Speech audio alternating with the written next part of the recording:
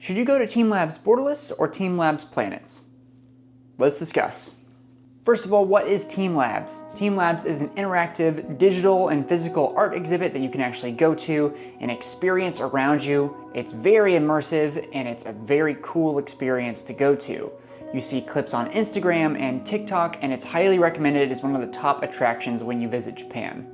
The only challenge is there's 2 different TeamLabs and you might have to decide which one to go to. And don't worry, there will be a definitive winner at the end of this video. The 2 locations that we're going to be talking about today are TeamLab Planets, which is in Koto City, and TeamLab Borderless, which is near Minato City.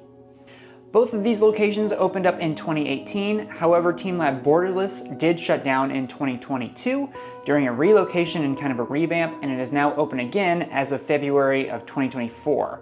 When I took my trip to Japan earlier this year, I couldn't decide which one to go to. Fortunately for you guys, I went to both. So let's talk about the pros and cons of each and break it down. First things first, let's talk about the price and get this out of the way. Whether you choose Borderless or Planets, the ticket is going to be about $30 a person. Borderless does have an optional cafe at the end where you can go and get a tea or a coffee that has interactive art surrounding that. It does cost extra. We didn't end up doing it because the line was super long, but that is something to consider if you're going to choose Borderless over Planets. Now let's talk location. Depending on where you're staying, it could be easier to get to one than the other. TeamLabs Planets was a bit out of the way, but it was pretty easy to get to with a couple trains and a few buses, and the building was super easy to spot.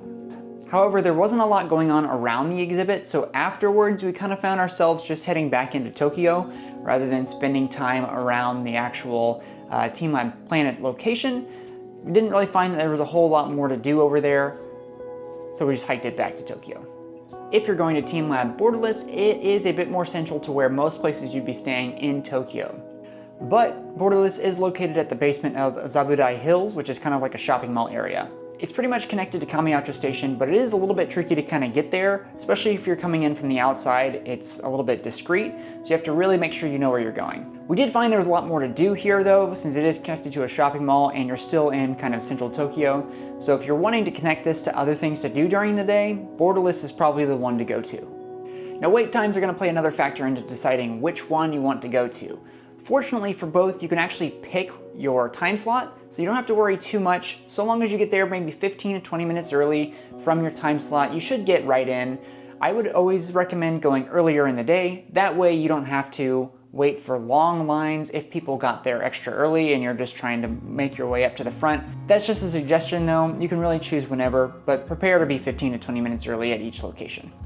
Alright, now the real difference between these 2 is going to be the attractions, and that's probably what you're looking for to choose should you go to one versus the other. Now let me start by saying there's a lot of unique attractions at each location. There are some that actually overlap, like the Crystal Room is at both Borderless and Planets, which is super cool, and that's probably the most Instagrammable one that you guys probably recognize from seeing online. If you Google TeamLabs, that's what you're finding. So it doesn't matter which one you choose, that one is definitely going to be at both. The sheer number of exhibits was bigger at Borderless, and it was more like a maze, like an open floor plan kind of exhibit, so you could walk wherever you want, you could go into different rooms connected to other rooms. It was really easy to miss stuff and kind of be lost in there for a long time. It made the experience really cool because it was a lot of exploration, as well as discovering new rooms and circling back to other ones. It almost felt like you couldn't see all of it because of how much there was. Planets, on the other hand, was much more linear. You would walk through each exhibit one after the other until you got to the very end, but I did feel like each attraction at Planets was more unique than the ones at Borderless. Each room had its own theme and its own uniqueness, plus you really felt like you could take your time at Planets and walk through it at your own pace. At Borderless, often it felt like staff was trying to move you along because it felt so easy to linger in rooms. They wanted to keep you flowing through the whole installation. Borderless did have a cool attraction where you could actually draw on a piece of paper and submit it and the art would show up on the wall. I thought that was super fun and really interactive, and you got to see art from different people who had come before you earlier in the day. Some of the standout exhibits at Planets were the waterfall walkway,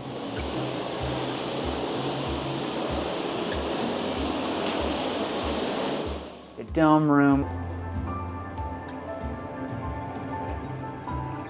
and the hanging garden. I think we have to go back. At Borderless, the standouts were the hanging ornament room, the light show room, and the lily pad room.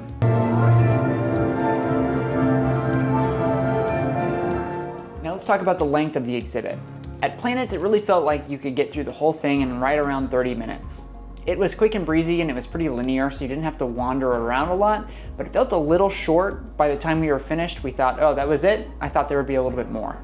Borderless, on the other hand, took a lot longer. We were kind of wandering around for well over an hour, and you could have even stayed longer. It just depends on how much you want to take in. Overall, Borderless was definitely more bang for your buck. It was longer, it was closer to where we stayed, and I felt like even though each room wasn't as unique, the digital art that kind of moved and went with you and grew along the way was really cool and a super neat experience. If I had to recommend one, I would say pick Borderless. It's more modern and updated, and I think you won't regret that choice.